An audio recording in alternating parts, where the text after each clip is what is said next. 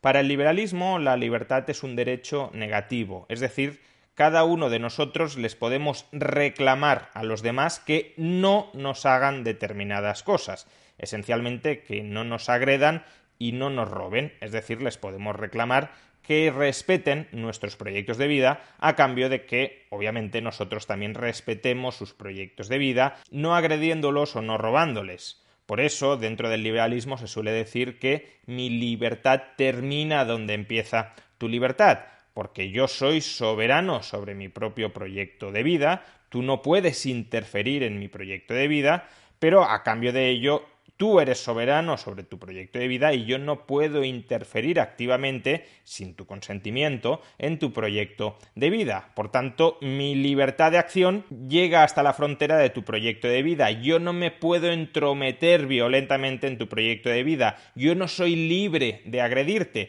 porque esa libertad de agredirte vulneraría tu libertad y, por tanto, mi libertad termina donde empieza la tuya, donde empieza el deber de que yo respete tu libertad. Pues bien, en una reciente entrevista, Íñigo Errejón criticó este concepto liberal de libertad con la siguiente argumentación. Pero que estoy radicalmente en contra de esta idea liberal de la libertad, según la cual la libertad mía y la libertad del otro compiten. En realidad es lo contrario. En realidad creo que mi libertad comienza donde comienza la tuya, porque solo somos libres y somos libres juntos en sociedad. Entonces te tengo que decir que esa idea es la idea que pone las libertades y los derechos a competir y que, por tanto, cree que estamos en una jungla en la que o pisas o te pisan. Y yo creo exactamente lo contrario. La argumentación de Errejón tiene una primera parte que ya en sí misma es muy criticable. La idea, dice Errejón, de que en realidad los derechos no compiten, que los derechos no son mutuamente excluyentes, sino que mi derecho potencia, impulsa a tu derecho y que en el fondo las libertades son libertades comunes, colectivas o no lo son. Esta concepción del derecho es profundamente equivocada. El derecho es una herramienta para resolver conflictos interpersonales y esos conflictos existen porque las preferencias de los individuos sobre cómo ha de ser el mundo pueden ser preferencias incompatibles, preferencias contradictorias. Por ejemplo, si yo quiero que tú leas un determinado libro y tú no quieres leer ese libro, porque quieres leer otro libro, o no quieres leer, quieres dedicarte a otra cosa, tenemos dos estados del mundo que son incompatibles. O tú lees el libro, en cuyo caso salgo ganando yo, o tú no lees el libro, en cuyo caso sales ganando tú. La cuestión, por consiguiente, es cómo dilucidamos, cómo resolvemos este conflicto. Y el derecho, insisto, existe para resolver estos conflictos interpersonales. Una posibilidad que habilita el derecho es que yo decida si tú tienes que leer el libro o no leerlo. En tal caso, si yo te puedo obligar a que leas el libro, prevalezco yo, mi preferencia prevalece sobre la tuya, porque el derecho, como procedimiento para canalizar la resolución de conflictos, establece que yo tengo el derecho a decidir sobre ti. En cambio, si tú tienes el derecho a decidir si lees o no lees el libro, terminas prevaleciendo tú sobre mí.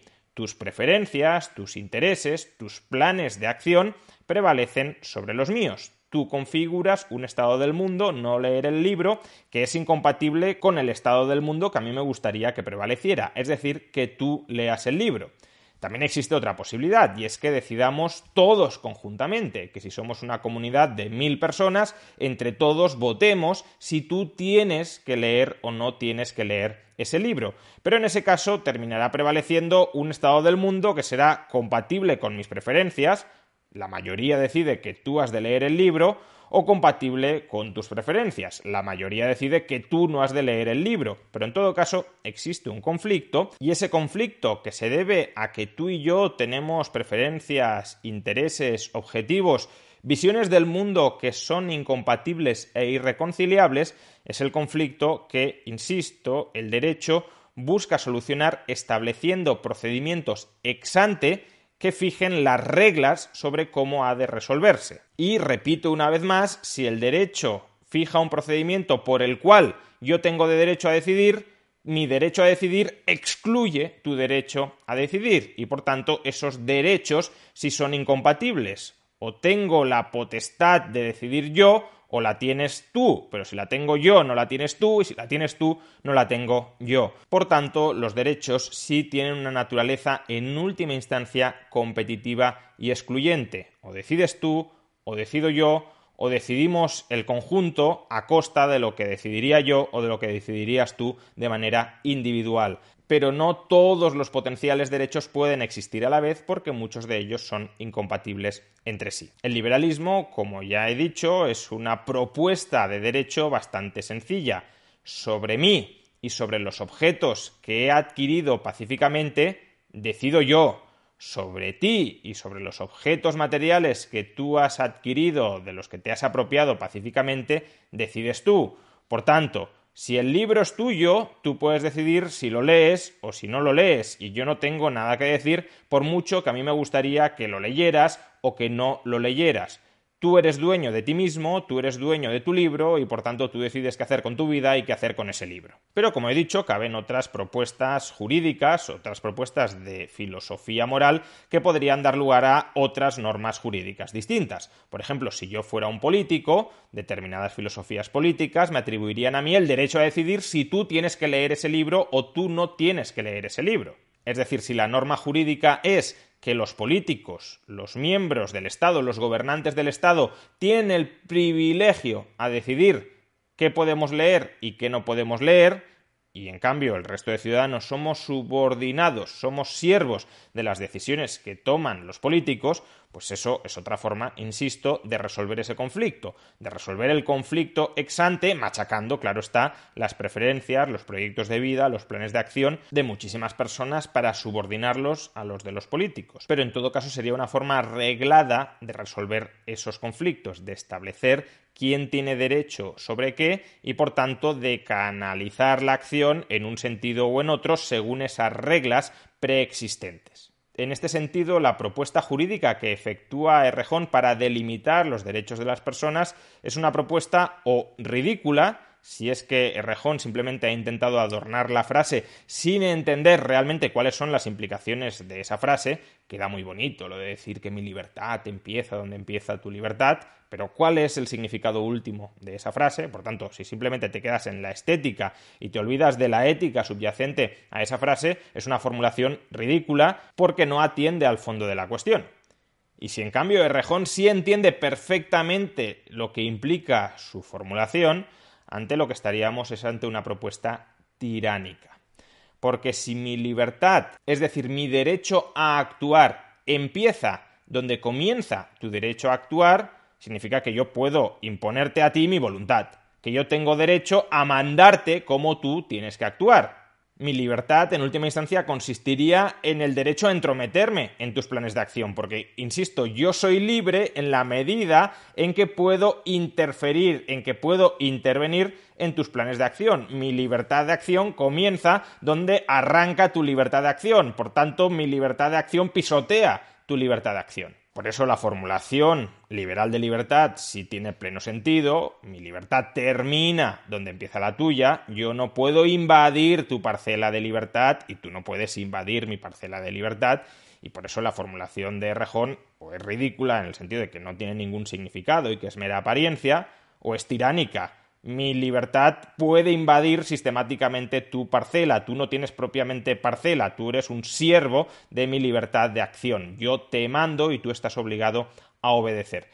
Sinceramente creo que Errejón no quiso decir esto último, aunque todo es opinable, y que probablemente cuando Errejón formuló esa exposición de que yo soy libre en la medida en que tú seas libre y de que por tanto mi libertad empieza donde comienza tu libertad, creo que con esto Errejón pudo querer decir alguna de las tres siguientes cosas que voy a exponer en un momento, dos de las cuales no son en absoluto incompatibles con la concepción liberal de libertad y por tanto que opusiera esa argumentación a la concepción liberal de libertad sería un error, sería un fallo, en la medida en que no refutarían en absoluto la concepción liberal de libertad, sino que en todo caso la complementarían. Y hay una tercera posibilidad que sí es una posibilidad que iría en contra de la concepción liberal de libertad y que también es potencialmente compatible con lo que Errejón quizá quiso decir con esa frase rimbombante. Primera posible interpretación de la argumentación de Errejón de que yo soy libre en la medida en que tú seas libre y de que mi libertad empieza donde comienza tu libertad. Pues que existen externalidades positivas y negativas. Es decir, que actuando dentro del ámbito que jurídicamente se me reconoce, actuando sobre mí mismo o actuando sobre mi propiedad, yo puedo generar efectos sobre terceros que desbordan el ámbito estricto dentro del que yo estoy actuando. Por ejemplo, dentro de mi propiedad yo puedo contaminar, pero esa contaminación no se queda normalmente recluida dentro de mi propiedad, sino que invade la propiedad de terceros. Y por tanto mis planes de acción colisionarían con tus planes de acción, porque yo quiero contaminar y tú quieres que yo no contamine.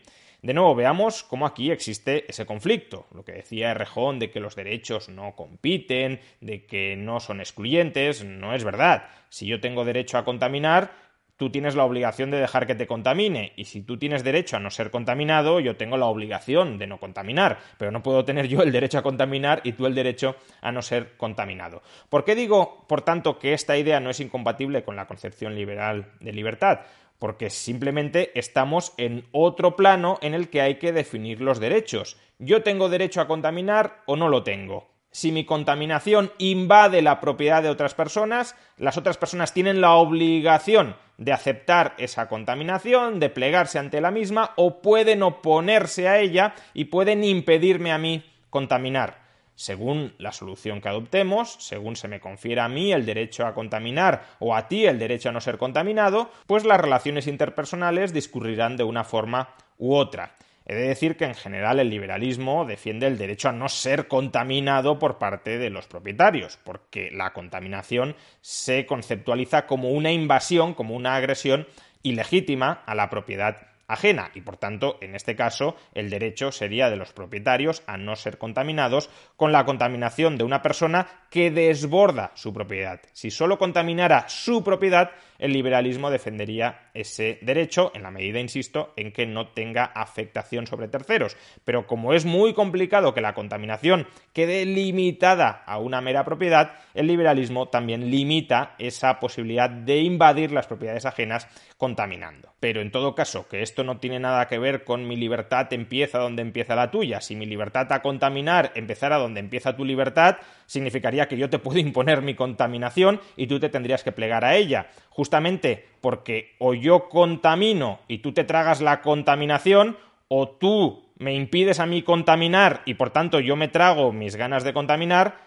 Los derechos son incompatibles, uno sí compite con el otro y uno excluye al otro. Seguimos, por tanto, dentro de una visión del derecho potencialmente compatible con el liberalismo en la medida en que, insisto, la norma jurídica que se articule para resolver ese conflicto sea una norma jurídica que proteja a cada persona y a su propiedad, en este caso, que la proteja frente a la contaminación.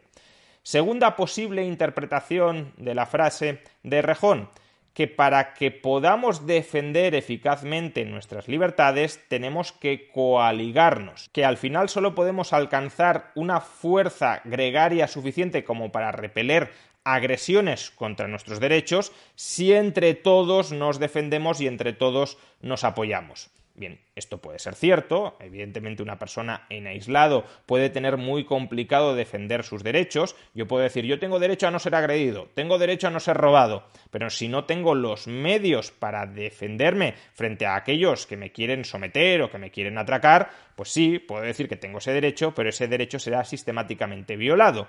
Y aquí cabe decir que necesitamos unirnos en grupo para coordinar la defensa grupal de los derechos individuales de cada una de esas personas. Esa sería la posible justificación del surgimiento de las comunidades políticas, cuyo objetivo es defender entre todos los derechos de cada individuo. Por eso digo que esta segunda interpretación de lo que ha podido querer decir Errejón tampoco es una interpretación incompatible con la concepción liberal de libertad. Lo que dice el liberalismo es los derechos son individuales y el derecho fundamental es el derecho a que los demás no interfieran violentamente en mis proyectos de vida. Pero eso no implica o eso no es incompatible que para que ese derecho sea eficaz, para que ese derecho sea verdaderamente defendido frente a aquellos que quieren atacarlo, podamos necesitar una organización policial, una organización militar que proteja los derechos de cada uno de esos individuos. no una organización militar que tenga el privilegio a vulnerar esos derechos individuales, sino que sea una organización que se someta, cuya función, cuyo propósito sea defender el derecho individual de cada persona. Por supuesto, la existencia de un grupo armado con capacidad para defender los derechos de una persona también genera la potencial amenaza de que ese grupo se puede insubordinar para atacar tus derechos. Pero en todo caso, lo que estoy diciendo, este sería otro nivel de análisis, lo que estoy diciendo es que no es incompatible creer en los derechos individuales, derechos entendidos como ámbitos exclusivos e individuales de actuación, con creer que esos ámbitos exclusivos e individuales de actuación tienen que ser defendidos por el conjunto de la sociedad para que de verdad sean eficaces y no sean vulnerados por terceros con mayor poder militar que una persona en aislado. Y por último, tercera posible interpretación de lo que ha querido decir Errejón, que creo que es lo que de verdad ha querido decir y que sí es incompatible con la concepción liberal de libertad. Que en realidad los derechos, las libertades, no deberían ser individuales, sino colectivas, en el sentido de que no debería ser cada individuo quien decida por sí mismo, sino que todos deberíamos decidirlo todo entre todos. En tal caso, mi proyecto de vida queda subordinado a la voluntad general de la colectividad. Yo soy una pieza más, un engranaje más de la voluntad grupal. No tengo autonomía propia para perseguir mi proyecto de vida, sino que soy, insisto, una pieza, un engranaje, estoy subordinado plenamente al grupo, que es el único agente que, dentro de esta concepción del derecho, es verdaderamente autónomo. Pero esta concepción de los derechos colectivos frente o por encima de los derechos individuales no implica que mi libertad empiece donde empieza la tuya. Lo que implica es que ni tú ni yo tenemos libertades, que la única libertad es la del grupo y que como mucho tenemos la capacidad de intentar influir en la determinación de esa voluntad grupal a través del voto. Pero ni yo puedo reclamarte que tú me respetes, ni tú puedes reclamarme que yo te respete, ni tú ni yo podemos reclamarle al grupo que nos respete. El grupo tiene el poder, el privilegio último para decidir sobre nosotros y sobre los demás. Y nosotros, cada uno de nosotros, individualizadamente, solo tenemos la posibilidad de votar, de hablar, para que el grupo decida en una dirección u otra. Pero si el grupo decide obviar nuestra voz, nuestro voto, el grupo se puede imponer radicalmente sobre cada uno de nosotros. Somos, por tanto, siervos de ese grupo tiránico. Y creo que es muy sencillo ilustrar por qué esta concepción colectivista, holista, de los derechos, de las libertades, es profundamente antiliberal, atenta profundamente contra los proyectos de vida de cada una de las personas y, por tanto, es el grupo el que pisotea mi libertad, tu libertad, es el grupo el que invade las fronteras, los ámbitos de autonomía de cada uno de nosotros. Imaginemos que los grupos tuvieran prioridad moral sobre los individuos y que por tanto los individuos tuvieran que subordinarse a la decisión que tomara el grupo. En tal caso, cuando las posiciones ideológicas de Íñigo Errejón perdieron en Vista Alegre II, perdieron frente a las posiciones ideológicas, a las posiciones estratégicas de Pablo Iglesias, Íñigo Errejón debería haberse sometido al dictat mayoritario de Podemos, es decir, debería haberse quedado dentro de Podemos y seguir la directriz del grupo. Esa sería la consecuencia de su concepción colectivista de derechos. Íñigo Errejón no tendría derechos per se como persona para separarse de Podemos. Íñigo Errejón tendría como mucho voz dentro de Podemos para intentar influir en la dirección del partido, pero una vez el conjunto del partido ha decidido algo distinto a lo de Errejón, Errejón, según esa visión suya, debería haber agachado la cabeza y someterse al grupo. Sin embargo, si adoptamos la concepción liberal de libertad, Íñigo Errejón tiene pleno derecho a separarse del grupo de Podemos, del grupo político de Podemos, e iniciar su propio proyecto político. Y eso es lo que, con total legitimidad, desde el punto de vista liberal, hizo Íñigo Errejón. Me separo de este grupo, me secesiono de este grupo, me desasocio de este grupo e inicio mi propia andadura autónoma e individual.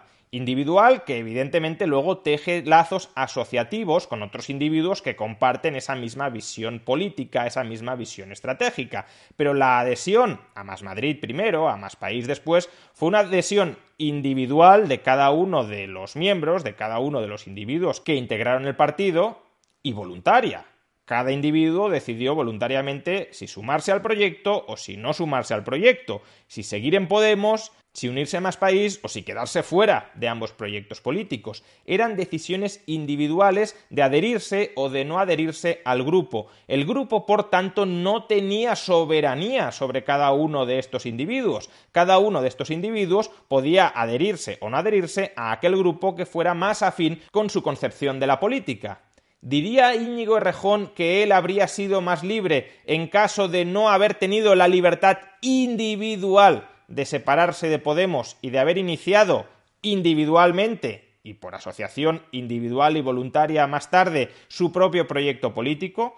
Creo que claramente estaríamos ante un caso en el que la libertad personal de Errejón quedaría absolutamente machacada, absolutamente subyugada a la voluntad mayoritaria del partido político Podemos. Y por eso la concepción de que mi libertad es compatible con tu libertad y que entre todos hemos de decidirlo todo, es una concepción absolutamente tiránica de la libertad, porque supone que las mayorías pueden invadir, pueden pisotear, pueden laminar, pueden aplastar a las minorías. Al igual que en otras concepciones del derecho, los más fuertes, los más brutos, los más violentos, podrían machacar, aplastar, laminar a las minorías. Y por eso la propuesta liberal es una propuesta de respeto multilateral entre todos los individuos que componen un determinado grupo o una determinada sociedad. Y por eso mi libertad sí ha de terminar donde empiece la tuya, porque si mi libertad no termina donde empieza la tuya,